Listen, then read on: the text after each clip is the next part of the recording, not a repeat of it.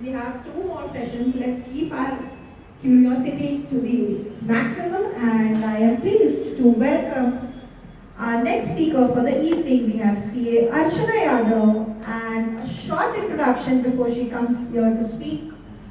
She's graduated in Business Studies for Entrepreneurship from IIM Bangalore and holds MBA in Finance from IMB. She's also a FASP from ICI and a GST certified faculty for ICI.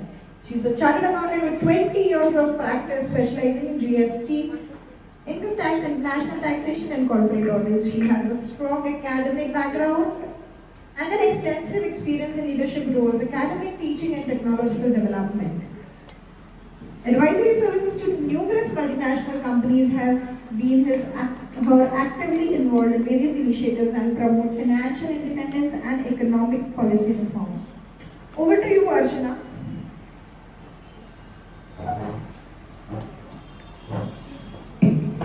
So, good evening everyone, and thank you Govi and thank you Sneha for making me part of this vibrant group right now. So beautiful group. And before I start with the session, I would like to ask only one thing. कितने लोग GST में हैं, कितने लोग नहीं हैं? आप हैं? Only 3 members. बाकी कोई GST नहीं भरता है.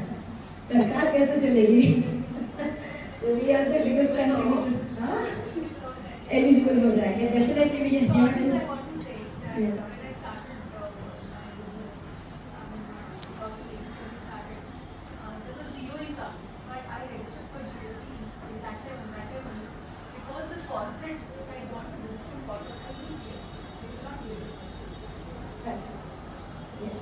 So GST और GDP इंटरलिंक्ड है, राइट? तो GDP सबको पता है, we all contribute to GDP. तो कहीं ना कहीं GST भी करना होगा. और एक माइंड में fear है GST के लिए, right? Because there is some news coming up every time. ये change हो गया, वो change हो गया, ये fraud हो गया, वो fraud हो गया. GST is actually not creepy, but it is scary. It's a very simple law. Provided we look from the right perspective, the right way, in the right spirit, then again, right? So possibly my PPT will take a second to upload, but meanwhile I would like to address in one day. See, we are all entrepreneurs, right? And today is International Women's Entrepreneurs Day, and today is International Men's Day. That's right. Correct. So we all coexist. उनके बिना हम नहीं है, हमारे बिना वो नहीं है. We are सर्विस टैक्स जो मैं चार्टर्ड अकाउंटेंट को पे कर रही हूँ, गुड्स ट्रांसपोर्ट एजेंसी का पे कर, वो सबका छूट नहीं था. So overall if you look at it, if you put in a consolidated percentage, it was 50 to 55% of the taxes that we used to pay. And today we are paying either 18 or 5. 22 सितंबर 2025 को rates उन्होंने और slash कर दिए. Most of us fall in 5%. Some of them still fall in 18%, right? किसी का बुरा हुआ है जो 5 से निकल के 18 पे डाल दिया, 12 से निकल के 18 पे डाल दिया, बट उसको एक बार समझना पड़ेगा आपने कितने अच्छे से रिप्रेजेंट किया है, right? That is the reason we need organizations like what Chaitanya is reading or Sneha is reading, because government को बताना पड़ेगा कि आप कहाँ पे हो, आपको कितनी प्रॉब्लम्स हो रही है. अगर आप नहीं बताओगे, एंड सबसे बेस्ट एग्जांपल है सैनिटरी नैपकिन, आपको बताऊंगा. उसके ऊपर पहले 18% टैक्स था, आज 0% टैक्स है. Start representing. Let's use the facilities that we have. So आज मैं जो बात करने वाली हूँ GST with business. So यहाँ पे आपको PPT में कुछ नेगेटिव दिखेगा, पर आप मुझे सुन लीजिएगा, आपको पॉजिटिव समझ में आ जाएगा. So there is nothing negative about GST, provided we put it in the right spirit and right way. ठीक है? We'll go to the next slide. This is about micro units. क्योंकि हमारे यहाँ पे अभी जितने लोग बैठे हैं, खाली 3 ही लोग रजिस्टर्ड हैं, बाकी लोग नहीं रजिस्टर्ड है, राइट? तो अगर आपने सीए की सर्विस ली होगी, उसने 18% जीएसटी लगाया होगा, तो आपकी कॉस्ट है, am I right? जैसे मैंने आपको 1 लाख का बिल दिया, 18% जीएसटी, तो अगर आप जीएसटी में रजिस्टर्ड नहीं हो तो 18% आपके खर्चे में आएगा. अगर आप रजिस्टर्ड होते तो आपको सेट ऑफ मिलता था, am I right? Isn't it value added tax? अरे ये जीएसटी आपने कोई चीज 100 रुपए की खरीदी और 200 की बेची, तो 100 रुपए पे 10% आपने समझो जीएसटी भरा था, और 200 पे आपने 20 रुपया कलेक्ट किया, तो 20 रुपए में से 10 रुपया सेट ऑफ हो गया, 10 रुपये सरकार को भरना है. आपके जेब से कुछ नहीं जा रहा है। Actually, I want to share one recent example. Last month, I 3 से 4 कुछ DFAs मैंने किए थे। उसके तो बिल्स मेरे पास आए थे, लेकिन ऑटोमेटिकली वो मेरे रिफ्लेक्ट किया, मुझे तो उसका कम पे करना पड़ा ना। Not only that, even I am going on holidays to hotel, उसका भी जीएसटी का मुझे रिफंड मिल रहा है। आप लोग हॉलीडेज पे जाते हो ना, पैसा तो आपकी जेब में जा ही रहा होगा, आप तो पे कर रहे हो ना। रिफंड कैसे मिल रहा है? हाँ, when we are paying the ITR तभी वो उस समय होता है ना। जो भी जीएसटी लगता है, barring few expenses, almost all are allowed is set off. And 82% products are exempt in GST, only 18% products are taxable in GST. नमक पे टैक्स नहीं है, दूध पे टैक्स नहीं है, दही पे टैक्स नहीं है, ठीक है? ये सारी चीजों पे टैक्स नहीं है, ये क्योंकि अगर हम इसको ब्रांडिंग करके लेंगे, पैकेजिंग करके लेंगे तो जीएसटी लगता है। Otherwise there is no GST. So 82% products are still not under GST. हमको लगता है कि जीएसटी हर चीज पे जीएसटी लग गया, नहीं। 18% products are only under GST. Most of them are not in GST. So if you are a micro unit and you are falling into a higher GST rate, आप ऐसे कोई प्रोडक्ट खरीद रहे हो या बेच रहे हो जो 18% के रेट पे आते हैं, तो देख लो कि ऐसा ना हो कि जीएसटी बचाने के चक्कर में खर्चा ज्यादा हो जाता है, right? Will go to the next slide. This is working capital. जो जीएसटी में रजिस्टर्ड है उनको पता होगा कि एक आपने 31 मार्च को बिल बनाया तो 20 तारीख को आपको जीएसटी भरना होता है, राइट? बट सरकार ने क्यूआरएम स्कीम निकाल दी है, अब आपको तुरंत नहीं भरना है। You have almost 90 days of credit to pay GST. और जैसे मैंने कहा कि आपको नहीं भरना होता है, कस्टमर देता है। तो अगर मैं बिजनेस पर्सन हूँ तो मुझे जीएसटी जेब से नहीं जाएगा। या तो आप जैसे अगर जीएसटी आप जेब से भर रहे हो तो या तो आपने गलती करी है या तो आपको लॉ पता नहीं है। जीएसटी कभी भी जेब से नहीं जाता है, कस्टमर से लेके ही भरना होता है। मेरे से बिजनेसमैन लेता, बिजनेसमैन सरकार को देता है। You are only a representative of government, you are not paying GST from your pocket. So if someone is paying from your pocket, evaluate your business, right? यहाँ पे क्या होता है, कस्टमर का पेमेंट कभी कभी लेट आता है, राइट? कस्टमर का पेमेंट लेट आता है, आप अपने सिस्टम थोड़े सही कर लो, उनसे बात कर लो, जीएसटी पे कर दो, प्रिंसिपल अमाउंट भले बाद में पे कर, राइट? कई बार जैसे हमारे कस्टमर भी होते हैं, उनको 18% जीएसटी लगाते हैं। हमने लाख रुपए का बिल रेज कर दिया, 18,000 मुझे भरना पड़ेगा सरकार को। अगर वो मुझे 6 महीने के बाद पेमेंट करेंगे तो 18,000 तो मैंने सरकार को भर दिया, मेरे पास तो पैसे नहीं है। तो talk to the customer, tell him to pay you that 18,000 which you need to pay GST, he may hold the principal amount. So that depends on how the criteria works.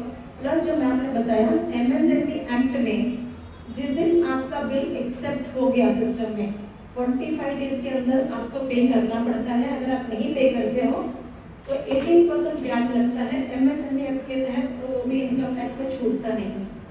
तो ये कॉर्पोरेट्स को पता है ये सारी चीजें, हमको नहीं पता है। और हमारी प्रॉब्लम ये है क्योंकि नहीं पता है तो हमको डबल मार पड़ती है। गवर्नमेंट में पैसा दे दो, कस्टमर ने भी पैसे रखे हैं और हमारे दोनों तरफ से पैसे अटक गए। प्लस कई बार तो ये भी होता है कि आपको ये नहीं पता कि आपको जाना कहाँ है। तो एमएसएमई का जो चैंपियन का मैंने बताया थोड़ा टाइम पहले, चैंपियन पोर्टल पे जाओ, वहाँ पे आप डिटेल डाल दो, the government officer will help you to recover the money. I have one question on this actually. So a lot of Union Bank or any other banks, public sector, they don't pay the GST amount. What they do, they have RCM, reverse mechanism. हाँ, So उसमें क्या होता है कि यहाँ पे हमको भी पे करते हैं, हम भी पे करते हैं, they pay principal, they are not paying to the GST. वहाँ वो डायरेक्ट पे भी, तो गवर्नमेंट का डबल जीएसटी जा रहा है ना। नहीं, जीएसटी एक ट्रांजैक्शन पे एक ही बार लगेगा। हाँ, आरसीएम या तो आप फॉरवर्ड चार्ज में भरिए या तो रिवर्स चार्ज में भरिए।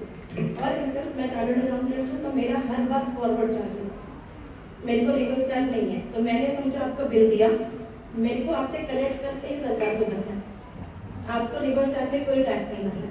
So forward charge reverse charge का मतलब, हाँ, फॉरवर्ड चार्ज रिवर्स चार्ज का मतलब ये है, फॉरवर्ड चार्ज कभी भी सप्लायर लगाता है, रिवर्स चार्ज जो खरीदता है वो लगाता है।